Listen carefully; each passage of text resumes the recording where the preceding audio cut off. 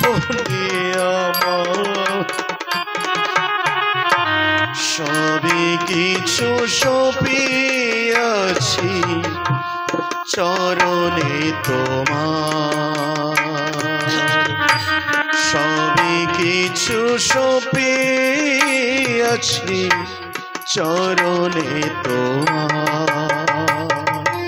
জয় জয় রাধা কৃষ্ণ প্রীতি প্রেমানন্দে হরি বল হরি বল হরি বল।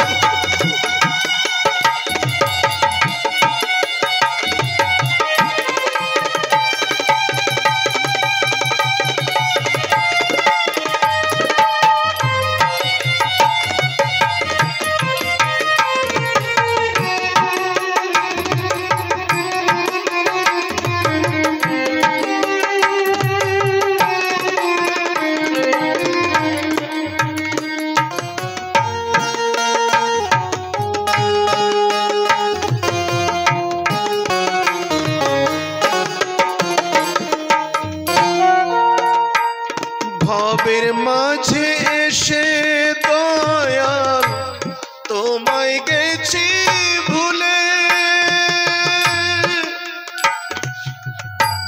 জীবন তরির মাঝি তুমি তারাও আকুলে, দয়াল তারাও আকুলে।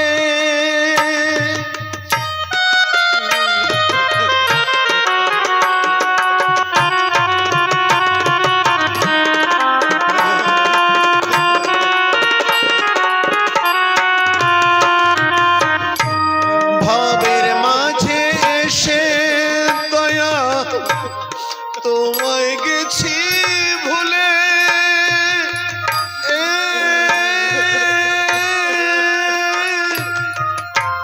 জীবন তরির মাঝি তুমি তারাও আকুলে, দয়াল তারাও আকুলে। দিনে দিনে কবে একদিন, দিনে দিনে কবে একদিন ডুবে যাবে বেলা,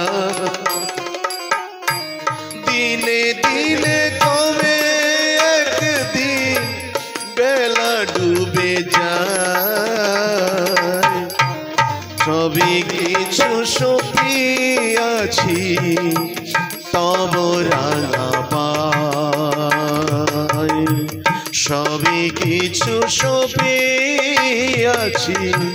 তব রাঙা পায়। গোবিন্দ আমার, গোবিন্দ আমার,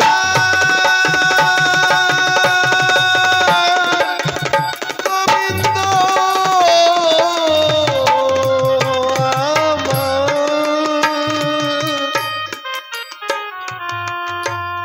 বাসুদেবে ভগবতী ভক্তি যোগ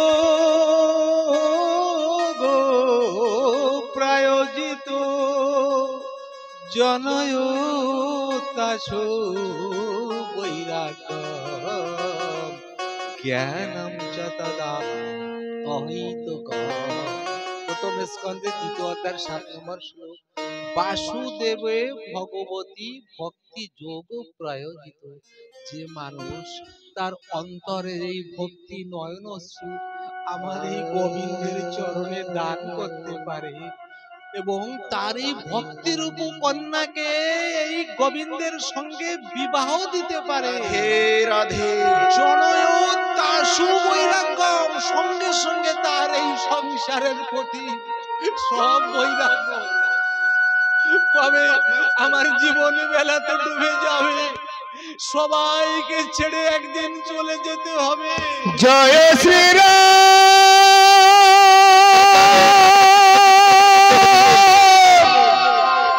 জয় শ্রীরাম, রাধে জয় শ্রীরাম, রাধে। একদিন সবাইকে পর করে চলে যেতে হবে। বৈরাগ্য এলেই তো চলে যাব, বৈরাগ্য আসবে কখন? যদি ভাব ভক্তি আসে। তাই আমার ভক্তিকে গোবিন্দের সঙ্গে বিবাহ দিতে বলছি। এবার আমাদের প্রসঙ্গ প্রথম স্কন্ধের 7ম অধ্যায়ে আমরা প্রবেশ করব। একদিন ভগবান শ্রীকৃষ্ণ যুধিষ্ঠির আদি পঞ্চভাইকে এসে বলছে, তোমরা যেখানে শুয়ে আছো এখান থেকে উঠে চলো, অন্যত্র যাই। ভোরবেলার দিকে, রাত দুপুরের দিকে অন্য জায়গায় নিয়ে গেছে। সেখানে এই 5 জনের দ্রৌপদীর পঞ্চপুত্র সেখানে এসে শয়ন করেছে।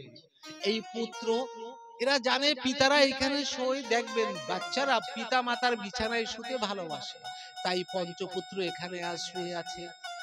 কুরুক্ষেত্রের যুদ্ধ সমাপ্ত প্রায়, সব সৈন্য পতন হয়েছে, একমাত্র অশ্বত্থামা আছে। তাই অশ্বত্থামা যে দুর্যোধনকে বলছে, ওগো মহারাজ, তুমি তো আমাকে কখনো সেনাপতি করলে না, সবাইকে সেনাপতি করলে, আর যুদ্ধে সবাই প্রাণ বিসর্জন দিয়েছে, একটিবার আমাকে সেনাপতি করে দেখো তো, আমি এই পঞ্চ পাণ্ডবের মস্তক ছেদন করে এনে তোমাকে উপহার। বলছে বেশ, তাহলে আজ থেকে তুমি সেনাপতি হও। সেনাপতি হয়েছে।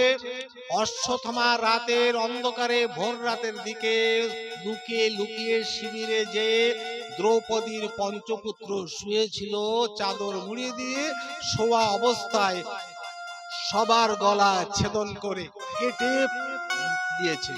চিন্তা করলো যদি বিশ্বাস না করে, তাই ব্যাগে করে 5টি মাথা নিয়ে ভোরে ভোরে ভোরের দিকে দুর্যোধনের কাছে গিয়ে উপস্থিত হয়েছে। হয়ে বলছে, মহারাজ, আমি পঞ্চ পাণ্ডবকে মেরে দিয়েছি, বধ করেছি।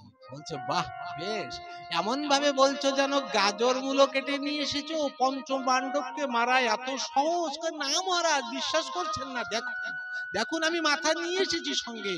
যখন এই মাথা দেখায়, দুর্যোধন দেখে বলে, এ কি করেছিস পাগল, এ তো আমাদেরই পুত্র, আমাদেরই বংশের পুত্র, এই বংশে তর্পণ করার মতো তো আর কেউ ছিল না, এই 5 জনই ছিল, তুই তাদেরও মেরে দিয়েছিস। দুর্যোধনের এই দৃশ্য দেখে তার এই মূর্ধন্য মস্তক ফেটে ব্রহ্মরন্ধ্র থেকে তার প্রাণ বেরিয়ে গেল। দুর্যোধন মৃত্যুবরণ করলেন। এদিকে দ্রৌপদী জানতে পারে তার পুত্রগণ আজ মারা গেছে। মাতা শিশু নাম নিধনাম সুতনা নিসাম্য ঘোর পরিতব্যমানয়। 7ম অধ্যায়ের 15 নম্বর শ্লোক। যখন এই মাতা দেখেছে তার শিশুরা সব মরে গেছে, উচ্চই স্বরে ক্রন্দন করছে, খুব খুব, এমন কখনো দ্রৌপদী কাঁদেনি, খুব কান্না করছে। দ্রৌপদী যখন কান্না করছে, পঞ্চভ্রাতা সবাই চলে এসেছে, সবাই ভগবান শ্রীকৃষ্ণ এসেছে, এসে দেখে, আরে এ কি, এই ছোট শিশু, তাদের মস্তক কেটে দিয়েছে, এরা কি বোঝে, এরা কি অন্যায় করেছে, এদের মস্তক কেটে দিয়েছে। অর্জুনের তো রাগ হয়ে গেছে, অর্জুন সঙ্গে সঙ্গে আদেশ করেছে, হে জনার্দন, শীঘ্র রথে বসুন, রথ চালান, আমি অশ্বত্থামাকে আজই বধ করব। কালকের সূর্য অস্ত পরে যাবে, আমি আগে অশ্বত্থামাকে বধ করব। ভগবান শ্রীকৃষ্ণ কি করেছেন, রথ চালাচ্ছেন। অর্জুন গান্ডীব নিয়েছে, অশ্বত্থামা আগে যাচ্ছে পিছনে। অশ্বত্থামা দেখে তো আজ আমার রক্ষা নেই, অশ্বত্থামা ব্রহ্মাস্ত্র মেরে দিয়েছে। অর্জুন বলছে কি কথা নেই, সঙ্গে সঙ্গে ব্রহ্মাস্ত্র, এ কেশব আমি কি করবো এখন, ব্রহ্মাস্ত্র মেরে দিয়েছে। শ্রীকৃষ্ণ এসেছে, অর্জুন হাসালে, এত বড় কুরুক্ষেত্রের যুদ্ধ তুমি জিতলে, আর এই সাধারণ একটা কথা তুমি হাসছো, তুমি জানো না বিশ্বস্য ঔষধ বিষম, বিষের ঔষধ বিষ, একটা কাঁটা ফুটলে কাঁটা দিয়ে কাঁটা বের করতে হয়, তুমি ব্রহ্মাস্ত্র চালাও। প্রথমে তো ব্রহ্মাস্ত্র চালানোর কোনো নিয়ম নাই, যে চালিয়েছে শত্রু যদি আক্রমণ করে, তাকে আক্রমণ করলে কোনো পাপ হয় না। অর্জুন ব্রহ্মাস্ত্র ছেড়ে দিল, ছেড়ে দিলে 2 ব্রহ্মাস্ত্র শান্ত হয়ে গেল। অর্জুন যে অশ্বত্থামাকে বেঁধে এনে নিয়ে এলেন শিবিরের কাছে। সবাই, অনেক লোক এসে গেছে, 5 ভাই বসেছে, ভগবান শ্রীকৃষ্ণ বসেছে, দ্রৌপদী বসেছে, মাতা কুন্তী বসেছে, সবাই বসে আছে। এবার অর্জুন দ্রৌপদীকে বলছে, হে দেবী, তোমার পুত্রকে যে মেরেছে আমি চাইলে ওকে মেরে দিতাম, কিন্তু তোমার কাছে অন্যায় করেছে, তুমি যে শাস্তি দেবে সেই শাস্তি দাও। দ্রৌপদী কি শাস্তি দিচ্ছে মন দিয়ে শুনুন। আমাদের ভারতবর্ষের দ্রৌপদী বলছে উবাচো চাসহন্তস্য বন্ধনানয়ন সচি সতী মুচ্যতাম মুচ্যতাম মেষ ব্রাহ্মণ নিতরাম গুরু। বলছে হে আদ্যপুত্র, তুমি যাকে বেঁধে এনেছো আমার কাছে, মুচ্যতাম খুলে দাও, মুচ্যতাম খুলে দাও, মুচ্যতাম এসো ব্রাহ্মণ নিতরাম গুরু। ব্রাহ্মণ প্রকৃত গুরু হয়, তাকে মারতে নাই, ছেড়ে দাও। বলছে কি বলছে দেবী, তোমার পঞ্চপুত্রর শিরচ্ছেদন করেছে আর আজ তুমি বলছো তাকে ছেড়ে দিতে, কেমন করে সম্ভব? এটা কি ক্ষত্রিয়র ধর্ম? বলছে না গো না, আমি মা, আমার পুত্র হারা মা, আমি জানি পুত্র হারার বেদনা কত বড় ভয়ানক। যার ছেলে মরে গেছে তার সে জানে পুত্র যদি মরে যায় ওই মাকে কেমন কষ্ট করতে হয়। তো আমি চাই না আর কোনো মা তার পুত্র মরে যাক আর সে এমন ভাবে আমার মতো কেঁদে বেড়াক, হা পুত্র বলে কেঁদে বেড়াক, আমি চাই না, তেমন চাই না, তুমি ছেড়ে দাও। এবার অর্জুন চিন্তা করেছে কি হবে, কি করে ছাড়বো। তো এবার অর্জুন যুধিষ্ঠির বলে আছে বড় ভাইকে বলছে দাদা আপনি আমাদের শ্রেষ্ঠ, আপনি রাজা, আপনি বলুন আমি কি করব। যুধিষ্ঠির বলছে ভাই শাস্ত্রে যা আছে সেই নিয়ম মেনে যা হয় তাই করো, শাস্ত্রের বিরোধী যেন কোনো কাজ করবে না। অর্জুন তো চিন্তা করছে, দ্রৌপদী বলছে ছেড়ে দাও আর যুধিষ্ঠির বলছে শাস্ত্রের কথা মেনে চলবে। মেজে ভাই ভীমকে বলছে দাদা কি করব বলো। ভীম বলছে দেখ অর্জুন, তুই যদি ছেড়ে দিস আমি ওকে মারবো, আমি এক গদার বাড়ি ওকে মারবো মারবো মারবো, ওকে আমি ছাড়বোই না, ওকে মার, আমাদের পুত্রকে মেরেছে, ওকে মার। এবার নকুল সহদেবের কাছে শুনুন, নকুল সহদেব বলছে ওকে মারতেই হবে, দাদা মেজদা যা বলছে তাই। এবারে কৃষ্ণ ভগবানের দিকে তাকিয়েছে, তাকিয়ে কৃষ্ণ বলছে আমার কাছে না শুনলে আমি বলবো না, শাস্ত্রের নিয়ম আছে কারোর কাছে কিছু না শুনলে বলতে নেই, শুনুক, তাও শুনবে কেমন ভাবে, ভদ্রভাবে। এবার অর্জুন হাত জোড় করে ভাবল প্রভু আপনি বলুন আমি কি করব। এবার ভগবান শ্রীকৃষ্ণ কি ডিসিশন দিচ্ছে, জজ কি ডিসিশন দিচ্ছে দেখুন ভগবান কি বলছে। ব্রহ্মবন্ধুর নহন্তব্য আততাই বাধারণা ময়ৈব ভয়মাপনাৎ পরিপৈহানুশাসনাম। বলছে 35 নম্বর শ্লোক 7ম অধ্যায়, যে হে অর্জুন ব্রাহ্মণকে মারতে নাই, তাকে ছেড়ে দাও, আর যে আততায়ী যে ছোট শিশুকে মেরেছে তাকে ছাড়তে নেই, তাকে মেরে দাও। এবার ভীম বলছে, ভীম একটু ভগবান শ্রীকৃষ্ণের সঙ্গে ফাজলামে মজা করত, বলছে ও মহারাজ তোমার মতো যদি জজ এখানে আরো কিছু থাকে না তো এই পৃথিবী উদ্ধার হয়ে যাবে। বলছে যে ব্রাহ্মণ তাকে ছেড়ে দাও আর যে বাচ্চারা মারছে তাকে মেরে দাও। তখন বলছে মেজদা যেখানে কথা বলার দরকার না ওখানে কথা বলবে না। অর্জুন আমার কাছ থেকে গীতা শুনেছে, অর্জুন বোঝে ও কি করতে হবে, অর্জুনকে আর বোঝানো লাগবে না, ও বোঝে, তুমি চুপ করো।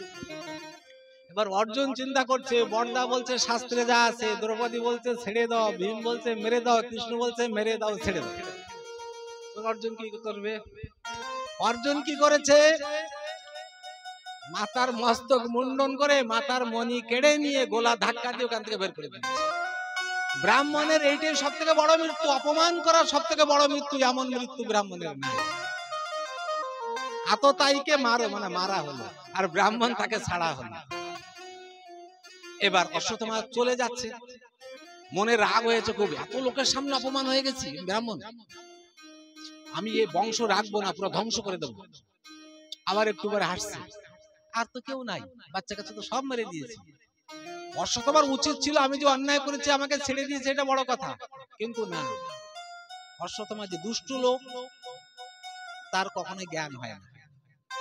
হঠাৎ মনে পড়েছে আরে যুদ্ধের সময় তো শুনেছিলাম অভিমন্যু মরার সময় অভিমন্যুর স্ত্রী উত্তরার গর্ভে বাচ্চা হচ্ছে, সে বাচ্চার তো প্রায় প্রসবের টাইম এসে গেছে, 7 মাস অতিক্রান্ত হয়ে গেছে।